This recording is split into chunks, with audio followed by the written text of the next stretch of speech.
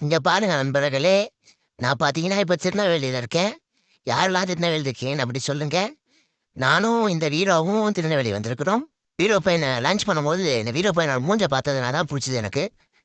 அதான் இவன நான் எடுத்தேன். ஆனா, இவன இப்ப எனக்கு புடிச்ச மாரி, என்னோட கேரக்டருக்கு தகுந்த மாரி இவன மாத்திட்டு இருக்கிறேன்.